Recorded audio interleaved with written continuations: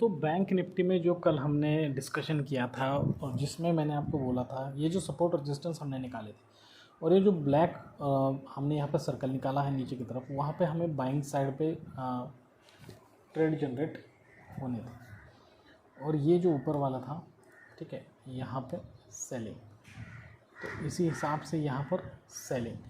और मैंने आप सभी से पहले ही क्या बोल दिया है कि हमें इससे तो बीच साइड में कभी भी ट्रेडिंग नहीं करना है। इस तरीके से कुछ भी हो जाए, आपको कितना भी मन करे, बीच में नहीं ट्रेडिंग करना है, ठीक है।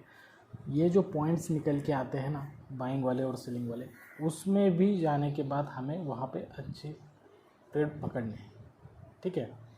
तो बिल्कुल उसी तरीके से मैंने यहाँ पर, आप मार्केट यहाँ पे ओपन होता है, यहाँ से ऊपर जाता है, फिर नीचे आता है, यहाँ से नीचे नहीं आ रहा है, ठीक है, यहाँ से बाइंग हो रहा है। तो हमारे इस लेवल पर आने के बाद आते आते ही मार्केट क्लोज हो गया, ठीक है। तो अब कल के लिए हमें यहाँ पे देखना है। तो आज हमारे लिए कोई ट्रेड नहीं बना है बैंक निफ्टी में, ठीक है। देखो, हर रोज़ ट्रेड बनना चाहिए, ये एक गलत मानसिकता है, इससे बाहर निकल आइए। अगर आप हर रोज़ पैसे कमाना चाह रहे हैं, हर रोज़ ट्रेड बनवाना चाह रहे हैं, तो आपको अलग अलग स्क्रिप्ट्स में काम करना पड़ेगा। मतलब जैसे कि आपको सिर्फ बैंक निफ्टी में नहीं, निफ्टी में, क्रूड ऑयल में, ठीक है, अलग अलग तरीके के जो शेयर्स होते हैं उनके कॉल जो होते हैं, उस कॉल या पुट उनके हैं, उसमें काम करना पड़ेगा।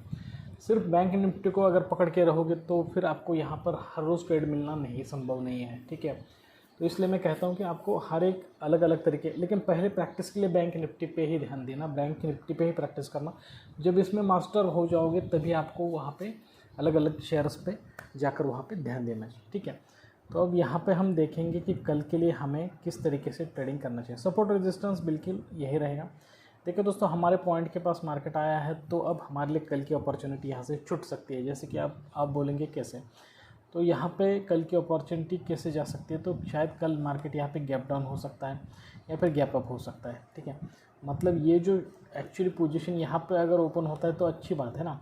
यहाँ पे ओपन होता है, सेलिंग देता है, फिर बायर आ रहा है और ऊपर नहीं जा रहा है, यहीं से नीचे आ रहा है, तो आप इस लेवल के ऊपर स्टॉप लॉस लगा देना, यहाँ पे आपकी एंट्री होगी, ठीक है। तो स्टॉप लॉस के हिसाब से आप 1:1 ले लो, 1:2 ले लो, जिस प्रकार का ले लो, आप यहाँ पर टारगेट ले सकते हो। अब स्टॉप लॉस इतना इंपॉर्टेंट क्यों है और हमें इसमें किस तरीके से काम करना है। देखो, क्रूड ऑयल में कल, ये क्रूड ऑयल है, ठीक है, कल हमने यहाँ पे एंट्री की थी। मतलब मैंने इस पर वीडियो नहीं बनाया है, लेकिन मैं जो भी है क्लियर आपको बताता हूँ। देखो, वीडियो नहीं बनाया था क्योंकि देखो, मैंने पहले ही बैंक निफ्टी की वीडियो में बता दिया था आप सभी को कि यहाँ पर मैं एक अच्छी खासी पोजीशन बनने के बाद ही यहाँ पर वीडियो बनाऊंगा, ठीक है। जैसे मैंने यहाँ पर एक एंट्री ले ली, यहाँ से मार्केट ऊपर की तरफ चला गया और यहाँ पे मेरा स्टॉप लॉस हंट कर दिया और यहाँ से देखा, तो मेरा व्यू क्या था कि यहाँ तक मार्केट सेलिंग साइड पे आएगा, ज़रूर आएगा, ये मेरा व्यू था। और जैसे हमने यहाँ पर देखा था कि यहाँ से मार्केट नीचे आ रहा है और यहाँ पर बहुत सारे सेलर यहाँ पर ट्रैप हो रहे थे, तो मैंने आप सभी से बोला था कि यहाँ पर बिल्कुल भी एंट्री नहीं करना है, थोड़ा सा ऊपर आने देना है, इस लेवल के आसपास आने देना है, तभी एंट्री करना है, ठीक है। लेकिन यहाँ पर हमने एंट्री की जल्दबाजी में और यहाँ से फिर ऊपर मार्केट चला गया और यहाँ से मार्केट नीचे गिरा और जो भी हमारा एनालिसिस था बिल्कुल सही हुआ है। और अगर आज आप देखोगे तो हमारा टारगेट अचीव होने के बाद भी मार्केट नीचे की तरफ ही जा रहा है और भी नीचे की तरफ जाएगा। बस अब क्रूड ऑयल में हमें जब नीचे की तरफ जाना है तो हमारे लिए क्या होना चाहिए, थोड़ी बहुत बाइंग ऊपर की तरफ आनी चाहिए और यहाँ से जैसे ही नीचे जाएगा तो हम यहाँ पे सेल ऑन द राइज करेंगे, ठीक है। जल्दबाजी बिल्कुल भी नहीं करेंगे हम यहाँ। और यहाँ पे हमारा स्टॉप लॉस अगर यहाँ तक आ जाता है बाइंग, तो हमारा स्टॉप लॉस इस लेवल के ऊपर हो सकता है। ये चाहे बाइंग कहीं पे जितना नज़दीक आए उतना अच्छा, और यहाँ से सेलिंग हो रहा है तो अच्छी बात है। 1:1 या फिर 1:2 रेशियो लेकर हम इसमें से निकल जाएंगे। तो यहाँ पर बताने वाली बात यह है कि देखो, अभी जो मेरा स्टॉप लॉस हंट हुआ है, तो ऐसी बात ये नहीं है कि हमारे कोई स्टॉप लॉस ही हंट नहीं होते। हम भी इंसान हैं, हम एनालिसिस करते हैं, हमारा भी कभी कभार एनालिसिस गलत हो सकता है, ठीक है। लेकिन जो डायरेक्शन पकड़ना है ना, वो डायरेक्शन आपको समझ में आया ना कि मैंने जो सेलिंग साइड का एनालिसिस किया था वही हुआ, आज सेल हुआ, ठीक है। तो बिल्कुल यहाँ पर भी हमें यहाँ पे बैंक निफ्टी में अपॉर्चुनिटी मिल सकती है पुट साइड पे इस तरीके से। अब बैंक निफ्टी में पुट साइड पे अगर अपॉर्चुनिटी नहीं मिली और यहाँ पे मार्केट ओपन हो और यह हमारी इस लेवल के ऊपर चला गया और यहाँ पे कंसोलिडेट करते करते यहाँ पे ऊपर बाइंग दिया, फिर नीचे आया और फिर ऊपर जा रहा है, मतलब यहाँ नीचे वाले बायर के स्टॉप लॉस हंट नहीं कर रहा है, तो आप यहाँ पे कॉल साइड पे भी जा सकते हो, लेकिन यहाँ पे रिस्क हो सकता है, लेकिन ठीक है। अब जैसे कि मैंने अभी आपको बताया ना, क्रूड ऑयल में जैसे कि मैंने रिस्क लिया तो मेरा भी स्टॉप लॉस हंट हो गया, तो कोई दिक्कत नहीं है ना, रिस्क लेना ही तो हमारा पेशा है। अगर हम रिस्क ही नहीं लेंगे तो हम किस तरीके से सक्सेसफुल बनेंगे। अब चलो, अगर यहाँ पर बैंक निफ्टी यहाँ से नीचे गैप डाउन ओपन होता है और नीचे ही आ रहा है तो आपको पुट साइड पे नहीं जाना चाहिए। ये जब तक हमारे पॉइंट्स के पास नहीं आएगा रिएक्शन नहीं देगा।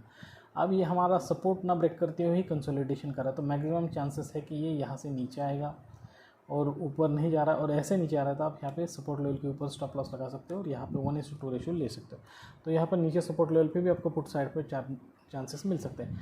लेकिन अगर यहाँ से आते ही उसने सपोर्ट को ब्रेक कर दिया और सपोर्ट के नीचे यहाँ पे कंसोलिडेट कर रहा है और फिर ऊपर चला गया और फिर यहाँ से नीचे आ रहा है और यहाँ से फिर दोबारा ऊपर जा रहा है और हमारे सपोर्ट लेवल के जगह पर जितने भी बायर बैठे उनके स्टॉप लॉस हंट नहीं कर रहा है तो आपकी एंट्री यहाँ पे होनी चाहिए, स्टॉप लॉस यहाँ पे होना चाहिए और 1:2 रेशियो लगकर आपको निकल जाना चाहिए। तो बैंक निफ्टी के लिए बस इतना ही दोस्तों। अब चलिए हम चलते हैं निफ्टी में, क्योंकि वीडियो ज़्यादा लंबा नहीं होना चाहिए, ठीक है।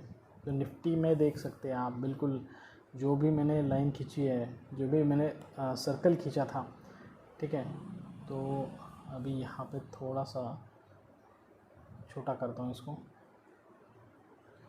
ठीक है। जो सर्कल हमने यहाँ पे खींचा था सेलिंग साइड पे, बिल्कुल उसी सर्कल के आसपास आने के बाद सेलिंग हुई है दोस्तों। बायर उतने स्ट्रॉन्ग नहीं दिखाई दे रहे निफ्टी में, फिर भी कुछ भी हो सकता है मार्केट में, क्योंकि मार्केट में बाइंग होने के चांसेस भी मुझे लग रहे हैं निफ्टी में। क्योंकि देखो, जो मैं कहता हूँ हमेशा, आप सब लोग ध्यान से सुनना, ठीक है। मैं जो कहता हूँ कि हमारा जो ये रेजिस्टेंस लेवल है, ठीक है, ये जो रेजिस्टेंस, तो यहाँ के सारे ड्राइंग्स निकाल देंगे हम, यहाँ के सारे ड्राइंग्स निकाल देंगे। यहाँ पे सिर्फ सपोर्ट और रेजिस्टेंस निकाल देंगे। तो ये है, इसके हिसाब से ये बन गया हमारा रेजिस्टेंस, ठीक है।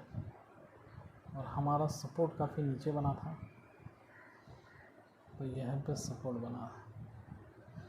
तो इस हिसाब से दोस्तों अभी भी हम जो है ना, हमारे रेजिस्टेंस लेवल के नीचे कंसोलिडेट कर रहे हैं। अगर हम ऊपर कंसोलिडेट करते तो मार्केट नीचे आने के चांसेस बहुत ज़्यादा थे, लेकिन यहाँ पे नीचे के साइड पे कंसोलिडेशन हो रहा है। तो यहाँ पे क्या हो सकता है कि एक बार इस तरीके से रैली आ सकती है, सभी सेलर को ट्रैप करने के बाद फिर बाइंग हो सकती है, फिर थोड़ी सी रैली आ सकती है और फिर यहाँ से बाइंग हो सकती है।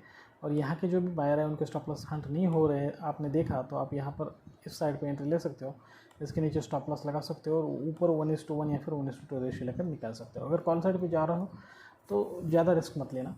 लेकिन अगर ऐसा होता है कि कल मार्केट ओपन होता है ऊपर की तरफ और ये ऊपर की लेवल पे कई देर तक कंसोलिडेट कर रहा है, यहाँ से नीचे आ रहा है, फिर ऊपर नहीं जा रहा है और यहाँ से नीचे आ रहा है, तो आप इस लेवल के ऊपर स्टॉप लॉस लगा सकते हो। यहाँ पे आपकी एंट्री हो सकती है। 1:1 1:2 रेशियो जो भी आपको ठीक लगे वो आप ले सकते हो निफ्टी साइड में। तो यहाँ पर निफ्टी में आपको मैंने उस लेवल पे किस तरीके से कॉल और पुट लेना चाहिए ये बता दिया।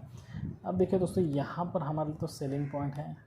अब बाइंग पॉइंट हमारे लिए कहाँ पे बन रहा है और हमें किस जगह पे? तो बाइंग पॉइंट नीचे की साइड पे तो कहीं बन रही नहीं है दोस्तों, इतने नज़दीक बाइंग पॉइंट्स बने हुए हैं। अगर ये जो बाइंग पॉइंट्स हैं, ठीक है, अगर इसे निफ्टी ब्रेक कर देता है और उसके ऊपर नहीं जा रहा है तो आपको यहाँ पर पुट साइड पे बहुत ज़्यादा गिरावट देखने को मिलेगी। आप पुट साइड पे अच्छा खासा ट्रेड ले सकते हो, ठीक है। तो इसलिए ये जो पॉइंट्स मैंने दिए हैं, मतलब 18,500 600 के लेवल, अगर इस 18,550 तक मार्केट चला जाता है और उसके बाद ऊपर नहीं आ रहा है, वो नीचे ही जा रहा है, तो आपको निफ्टी में बहुत ज़्यादा गिरावट देखने को मिलेगी। शायद ऐसा हो सकता है कि वो गिरावट आपको 18,300 तक भी लेकर जा सकती है। और अगर ऐसा होता है कि निफ्टी अगर गैप डाउन ओपन होता है बहुत ज़्यादा और वहाँ से सेलिंग दे रहा है नीचे की तरफ, ठीक है, और यहाँ से सेलिंग देते देते देते यहाँ पर आ गया और उसने हमारे सपोर्ट लेवल को भी ब्रेक कर दिया, मतलब 18,300 के नीचे चला गया, फिर गैप डाउन होकर 18,300 के आसपास ओपन होकर इसके नीचे गया, फिर यहाँ पे कंसोलिडेट करके अगर ऊपर बाइंग दे रहा है, नीचे आ रहा है और फिर ऊपर जा रहा है, मतलब यहाँ पर बायर के स्टॉप लॉस हंट नहीं कर रहा था, आप यहाँ पर 1:1 रेशियो या फिर 1:2 रेशियो ले सकते हो निफ्टी में, ठीक है। तो कभी भी एक बात ध्यान में रखना, ये जो पॉइंट्स निकाले हैं, इंपॉर्टेंट लेवल्स निकाले हैं, उन्हीं लेवल्स के आसपास आने के बाद रिएक्शन होगा और उसी रिएक्शन में सही साइड और सही डायरेक्शन पकड़ कर हमें ट्रेड लेना है। अब बहुत सारे लोगों को ये लगेगा कि मार्केट में ऊपर की साइड पे तो स्टॉप लॉस है ही नहीं है, तो मार्केट ऊपर क्यों जाएगा, ठीक है, मार्केट यहीं से नीचे आएगा। तो यही तो साइकोलॉजी है दोस्तों, यहाँ पे जो मार्केट को अटका के रखा है ना, तो बहुत सारे लोगों को यही लगेगा कि यहीं से मार्केट नीचे आएगा और ये मूव देगा भी इस तरीके की सेलिंग की, और बहुत सारे सेलर जो रैंडम सेलर है वो इस रैली में फंसेंगे भी, ठीक है। लेकिन मार्केट ऐसे ऑपरेटर ये चाहता ही नहीं है ना कि आपको नीचे के साइड को इतनी जल्दी लेकर आए। ऑपरेटर और बायर को फंसाना चाहता है। तो जब यहाँ पर बहुत सारे रैंडम सेलर आएंगे तो यहाँ से बहुत बड़ी मुँह मिलेगी बाइंग की, और यहाँ से ऊपर की तरफ बाइंग होगी, और बाइंग होने के बाद सभी बायर को ट्रैप करके फिर एक बार नीचे की तरफ गिरावट होगी दोस्तों। तो दोस्तों आज के लिए बस इतना ही। निफ्टी बैंक निफ्टी में हमने यहाँ पर देखा कि किस तरीके से हमें ट्रेड लेना चाहिए, ठीक है, कौन से पॉइंट पे हमें ट्रेड लेना चाहिए। अगर ये वीडियो आपको अच्छा लगा है, इन्फॉर्मेटिव लगा है, तो प्लीज़ हमारे चैनल को लाइक करना, शेयर करना, सब्सक्राइब करना, ज़्यादा से ज़्यादा अपने दोस्त और रिश्तेदारों के साथ हमारे चैनल को शेयर कीजिए। दोस्तों इस तरीके के अच्छे और इन्फॉर्मेटिव वीडियो के साथ आप सभी से जल्दी मुलाकात होगी। तब तक के लिए दीजिए इजाज़त। Thank you very much. Bye bye दोस्तों।